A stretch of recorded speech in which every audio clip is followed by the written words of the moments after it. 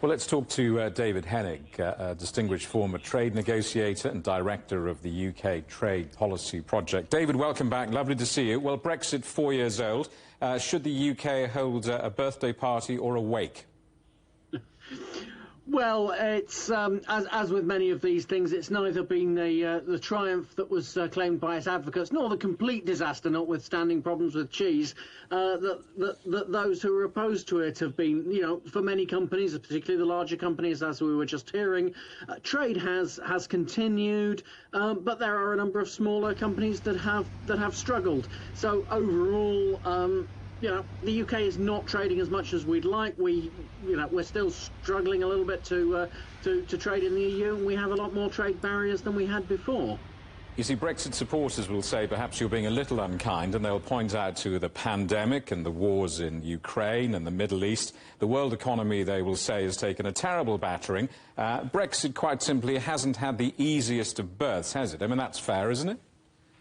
Oh, I mean, it's certainly been an up and down period, and at the moment we have global trade strains. But Brexit was supposed to have unleashed a new era for the UK, and there's absolutely no sign of that happening. And indeed, in the areas where the UK is very strong economically, such as higher education, that's not really anything to do with Brexit. What we're seeing is that some of the UK areas of strength, such as higher education, financial services, have carried on pretty much as before, but it's the new areas we were going to be to set free to sell around the world in our goods. That's not happened, and we've become in a way disjointed from European supply chains as well. So it is a mixed picture, and you know we're prepared to say that it's not all doom and gloom. But the idea that you know because of COVID it's been distorted. I think we've got more than enough evidence now to say that essentially Brexit certainly hasn't set the UK free,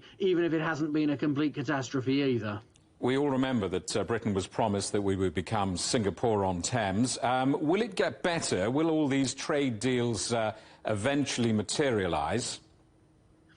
There will be a handful of more trade deals. Negotiations are proceeding with it. For example, with India, with the Gulf, there are odd things come on stream, upgrading existing relations. But by and large, there's not a lot more that can be done. The UK is going to have to focus on strong areas or develop the weaker areas. The new government clearly is keen to come in and maybe reinvigorate ties with Europe, not rejoin the EU or the single market, but at the very least pursue alignment, as the man from the cheese company suggested, and try to boost that trade nearby. So it will be more a case, I think, of upgrading existing relations rather than a lot of new trade deals, but there'll be a few to come. Brexit supporters, of course, will tell you that this was never about the economy. It was about sovereignty. It was about politics. Perhaps Brexit has changed the EU, and the EU is now perhaps, or rather the European countries are sceptical about the EU. Well, I mean, I think at the moment what we're seeing is a little bit of a backlash around the world, including in the EU, against trade that perhaps we had in the UK as well with regard to the Brexit vote. The problem, of course, for the UK is that doesn't help us in creating these new arrangements. I think the EU has a number of the problems economically that it has to resolve. Actually, some of them similar to the UK. There is a lack of growth and dynamism across Europe. It is actually in the UK's interests that the EU should grow as well.